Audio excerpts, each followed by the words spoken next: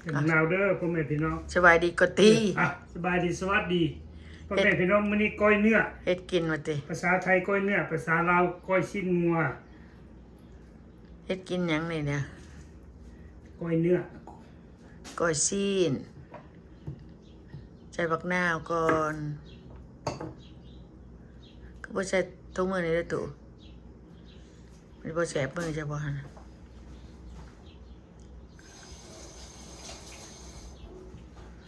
จะให้เบิ่งก้อยซีนใส่เครื่องในก้อยซ้ำลาเพิ่น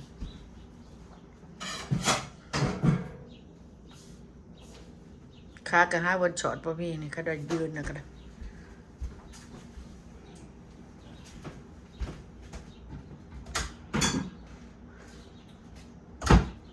ปลาแดกแป้งนัวเอามาไปได้แป้งนัวกัน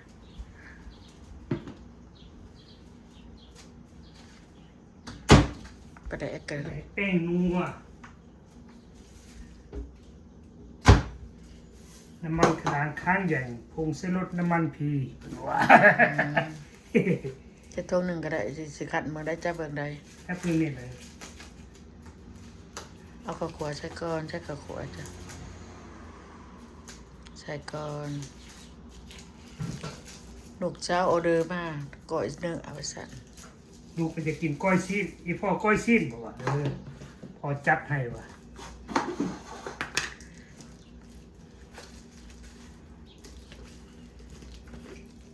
จะจริงหรือก่อยเป็นนัวเด้อพ่อแม่พี่น้องเป็นนัวอันนี้เป็นนัวผงไก่กับมีปลาแดกพ่อแม่พี่น้องผงเจข้าวใส่ข้าวคั่วน้ำได้พ่อแม่พี่น้องใส่โดดครับคันมะนาวก่อนใส่ข้าวคั่วน้ำคันมะนาวปิ่งซ้ำลาต้มเนื้อต้มเครื่องในแซ่บพ่อแม่พี่น้องกินน้ำกันพี่น้องมันนะลูกสาวคอยหมักแต่ก่อยเนื้อลูกสาวนี่หมักเพียน้ำได้พ่อแม่พี่น้องมีเพียเด้อนี่ใส่ข้าวคั่วเด้อพ่อแม่พี่น้องเด้อข้าวคั่วตำใหม่ๆสดๆดอกๆบ่มักตำไม่โดนตุนตำไว้โดนบ่หอมเด้อพ่อแม่พี่น้องบ่คือว่าบ้านนี้อยากได้ค่าอยู่ครับแพงโพดเฮาตำละใส่รสมันหอมดีเลยไปฟลอริดาว่าอยากได้ค่าก็บ่ได้ลืมไปเบิดลืมพามาพาอย่าโอกาสหน้าจะได้ไปโดนๆเจ๊ซิมเบิ่งก่อนบ่ทันได้ใส่หยังเสียนะแป้งนัวบ่ทันใส่หยังทันใส่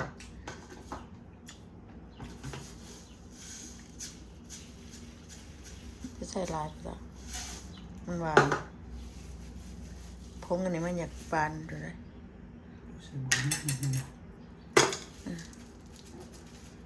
แป้งนัวอันนี้เป็นนัวใส่ลายแซ่บลายใส่น้อยแซ่บน้อยใส่ได้หัวหล่นติพอแล้วผมหล่นปลาแดกเช้าหาแป้งนัวเปื่อยก่อนจะทำให้สิบ่เปื่อยไปถึงปลาแดกเป็นก้อนเขาละ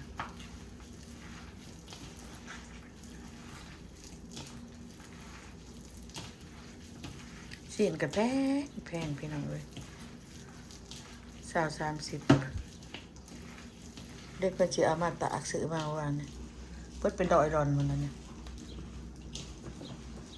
ตากไปกินแห้ง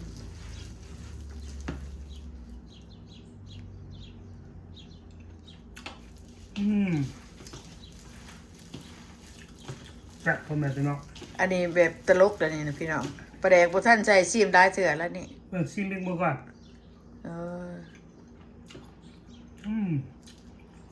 พอแล้วบ่ใส่หรอกเป็นกินบ่ได้บ่ใส่เกลือใส่เป็นน้ำปลา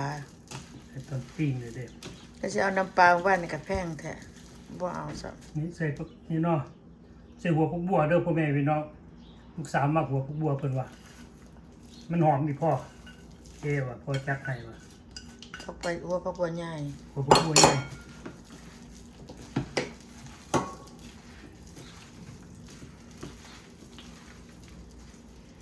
ไปเด่นต่างเมืองต่างรัฐมาเนี่ยตั้งแต่ วันเสาร์พี่น้องวันเสาร์วันอาทิตย์วันจันทร์อากามา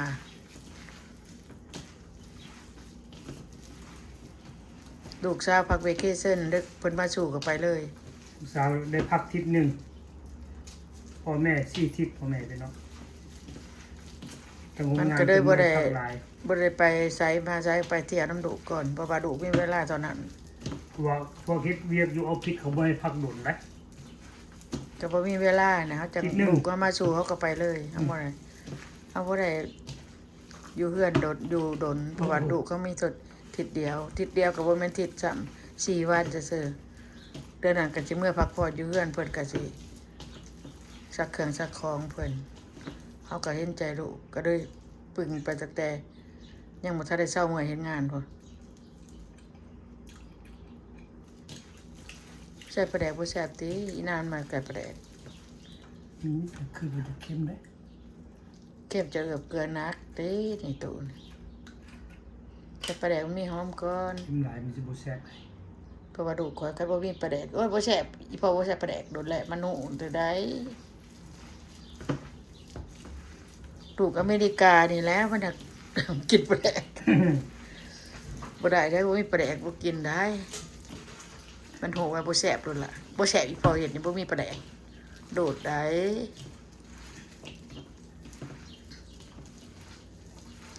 อีตัวใหญ่ก็คือกันก็บ่มีปลาแดกบ่แซ่บบ่หอมปลาแดกนั่นได้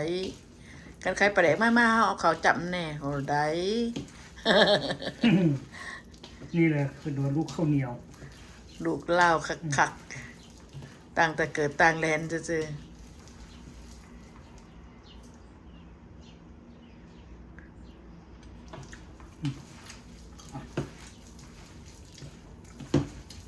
พอดีบอหรือว่าเข้ม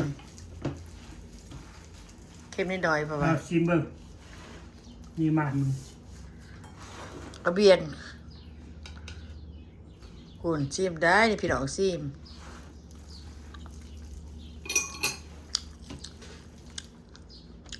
ผู้ชม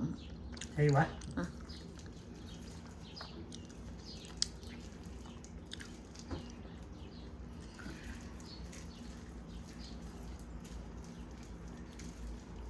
ใส่น้ำนิดหน่อยบ่ใส่น้ำร้อนกันหน่อยบ่ บ่ พอมันแข็งมันใส่วะ ยายมันแขนบ่ยายมันแล้วของฉีนเปลี่ยงซ้ำลาจะไปมันมีหนาม โอ้ลูกสาวจะมักสุดใจเลยนี่ น้ำปลาใส่น้อยหนึ่งมาจุ บุเค็มวะ คือว่าจังใดวะ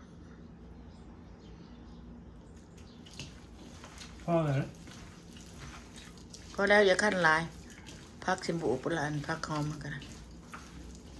พักหอมอันนั้นใส่ ชิมเมื่อกี้ก่อน อ้าวอิ่มกับไปนะเดี๋ยวนี้เดี๋ยวพอเจาะเพิ่นอิ่มมันแท้ๆได้จักเถื่อแล้วพี่น้อง อันนี้พวกบัวใช่บ่ ใส่พร้อมกันเบิดเลยเช้าซื่อๆบัดนี้ ใส่เบดตีลูกบุกินอันนี้ เอาก็แบ่งมาให้ลูกอีกครับบอกมันบ่ใส่บักเผ็ดเช้าพอแล้วบ่เฮาใส่เหมือนมันต่างลายดีเห็นปักหลายเอาใส่จนว่ามีแต่ผัก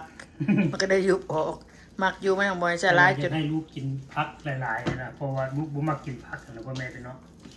ใส่อีกเบิดหั่นน่ะเจ้า เนาะบ่ใส่พอละไว้ใส่เฮานะ จะคั่นตีเช้าซื่อๆผักอันนั้นมันสิบวกโพดบ่แซ่บได้ แบ่งให้ลูกมัน เอากระปับกลับมา มันก็บ่ได้เมื่อหรอกมื้อนี้นะเป็นมื้ออื่นพุ่นล่ะใส่กลับไปให้มันแน่นะอีตัวน้อยนี่มันมักจังซี่อีตัวใหญ่มันบ่เว้าเผ็ดก็กินเผ็ดมันก็กินตัวใหญ่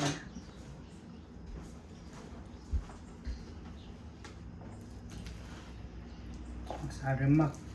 กินก้อยกินลาบด้วยพ่อแม่เป็นเนาะ พอแล้ว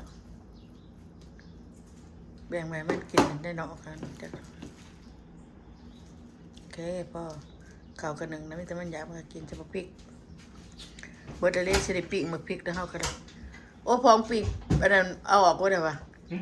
ปีกเฮ็ดจะเอาออกบ่ได้วะ แล้ว ปะเอ้ยไม่ก่อน พออันขอยอยากถามอาจจะเหมาะแล้วว่าอยากเอาปีกหมักพริกนี่บักพริกก็เบิดแล้วนี่ เอาเนาะ ดิใส่เผ็ดหลายคือเทียนใจข้าแน่จ้ะข้าไม่กิน ของ เผ็ ลู ด กสาวอันนี้ โอ้บางเดือนคนหายลูกสาวก็ได้จอมกระเปาะบ่ในถ้วยนี่ โอ้ยขอโทษสำหรับคุณพี่คนนี้พี่น้อง มันเมื่อพุ่นเขาก็จะได้เมื่อน้ำมันนี่นั่นนะเขาอยากได้อันขี้เล็กมาออม เส้นผักหอมตอนนี้พี่น้องหอมบัวหอมปลอม ก้อยเนื้อกิน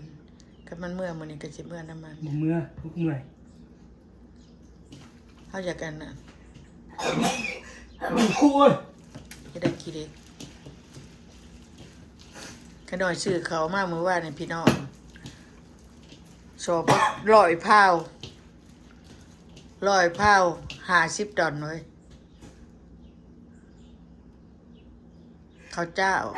โอ้ย ข้าวเจ้าเนาะ อืม 100 พ่อแม่พี่น้องหน้าตา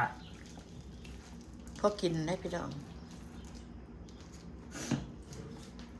ไปจามก่อนไป มีหมู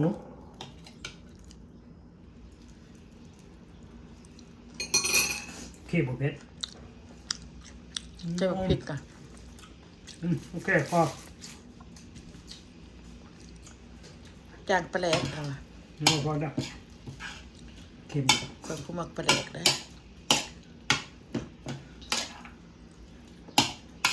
เป็นเจ้าหน้าที่เลย ได้แล้ว เอาโอเคพี่น้อง เอาโอเคเด้อพ่อแม่พี่น้องที่ติดตาม ขอขอบใจลูกหลาน FC รุ่นโอโซก็คือกันเบิ่งลูกเบิ่งหลานก้อยเนื้อก้อยซีนในเบิ่งเนาะมื้อนี้กินก้อยเนื้อนี่ก็มีผักมีหญ้าที่กินครับพ่อแม่พี่น้องเอาโอเคเด้อพ่อแม่พี่น้องที่ติดตามขอขอบใจบ๊ายบาย